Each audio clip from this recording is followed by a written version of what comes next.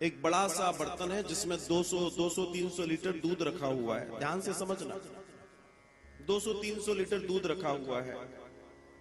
दूध पवित्र है, दूध शुद्ध है, दूध में बहुत आनंद का है, दूध सब कुछ श्रेष्ठ है, बहुत सारे गुण हैं, अच्छा प्रोटीन है, सब बढ़िया है। उसके साथ न्याय भी अच्छा होगा। लेकिन अगर उसकी सुरक्षा सही से नहीं की गई तो एक नींबू, एक छोटा सा नींबू और उसकी कुछ बूंदें उस पूरे दूध का सत्यानाश जयराम जी की हो जाएगी। बस यही मेरा दर्शन है। अपने आप को संभाल के रखिए, अपने आचरण को महान बनाइए, अपनी स्थितियों को महान बनाइए, क्योंकि जिसका आचरण ठीक होगा उसके लिए गोविंद सारी चीजें तैयार करने के लिए तैयार बैठे हैं। श्रेष्ठ आचरण की तैयारी कीजिए, श्रेष्ठ आचरण। आचरण अगर ठीक हो गया तो आपको पशु योनि में भी भगवान कृपा कर देते हैं। कथा आ रही है, श्री सुखदेव जी परीक्षित से कहते हैं कि परीक्षित, तुमने पूछा पापियों पर भी कृपा करते हैं भगवान, इन पर भी करते हैं, उन पर भी। तो परीक्षित ने पूछा क्या पशुओं पर भी करते हैं? जी हाँ, भगवान पशुओं पर भी करते हैं। पशु मतलब दो तरह की चीज, पशु प्रवृत्ति और पशु दोनों पे करते हैं। यह अजामिल पशु प्रवृत्ति तो हो ही गया था, लेकिन इस पर भी कृपा हुई ना। और उन पशुओं की भी चर्चा है, उन पर भी कृपा हो रही है।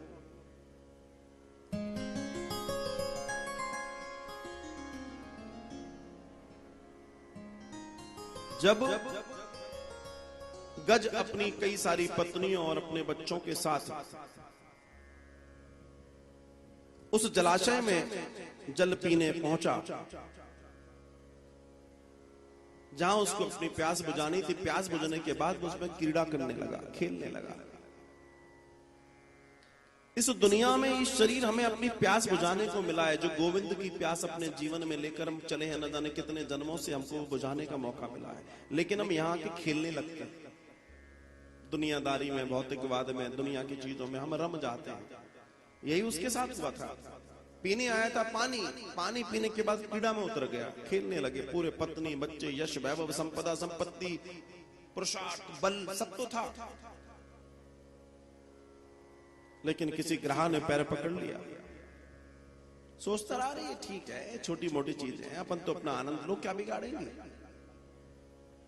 धीमे धीमे रक्त बहता रहा। जैसे वो कमजोर पड़ा, उसने अंदर खींचा, उसने अपने आप को संभाला, न संभल पाया, आवाज लगाई। बच्चे, स्त्रियां सब आए, जो पत्नियां थी हाथी की, सब आए, खींचना शुरू कर दिया, ताकत लगानी शुरू कर दी। बहुत देर तक क्रिया, मगर बचा ना पाए। बच्चे बैठ गए, बाद में पत्नियां भी कितना करती, वो भी बैठ गई। हाथी रो पड़ा।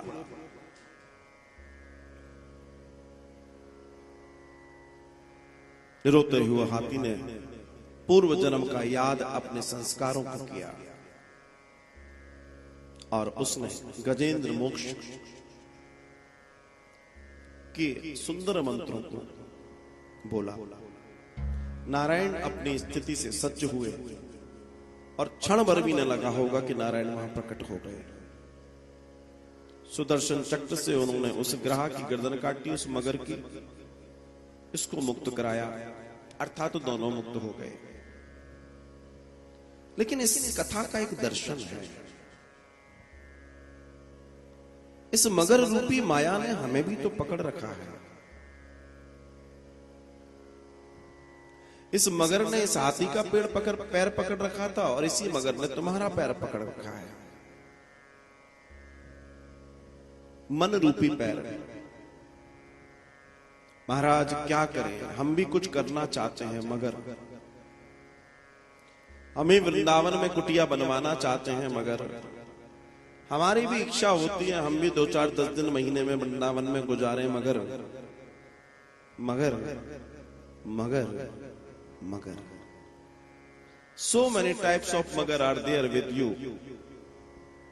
आपके साथ कई तरह के मगर रह रहे हैं। वो हाथी तो गोविंद कृपा से मुक्त हो गया, लेकिन हम मुक्त न हो पाए। और मुक्ति का एक ही साधन है, उसने भी प्रभु को पुकारा था, तुम्हें भी प्रभु को पुकारना है। उसने भी प्रभु को पुकारा, तुम्हें भी प्रभु को पुकारना है। प्रभु ही मुक्त कराएंगे, प्रभु ही युक्त कराएंगे। इस मगर से मुक्त होने के लिए प्रभु युक्त होना जरूरी है, और जब तक उसका ध्यान नहीं करेंगे, जब तक उसके सामने अर्जी न लगाएंगे, तब तक वो कहानी नहीं हो सकती जिस घटना के लिए आप रमा आए हैं। मुक्त हो गया, क्या दर्शन है? दर्शन यह है कि हाथी ने गलती की, तृष्णा में फंस गया, पैर काल ने पकड़ लिया, कोई बचाने वाला नहीं था। बेटे जो हाथी के बच्चे थे उन्होंने ताकत लगाई, वो न बचा पाए, पत्नियों ने ताकत लगाई, न बचा पाए।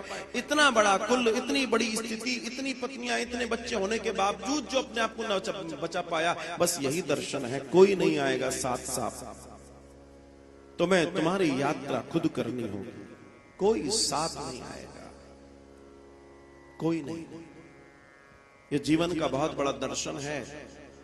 मैं बार बार इस दर्शन के साथ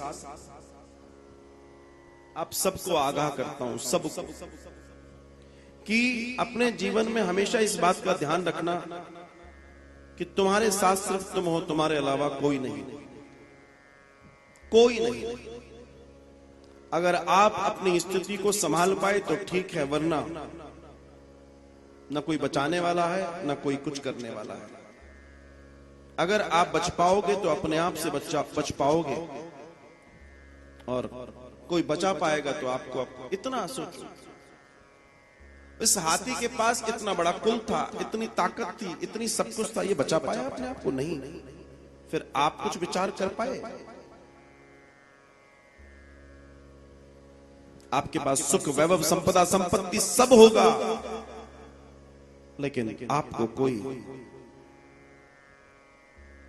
बचा नहीं पाएगा जब आपकी बारी आएगी।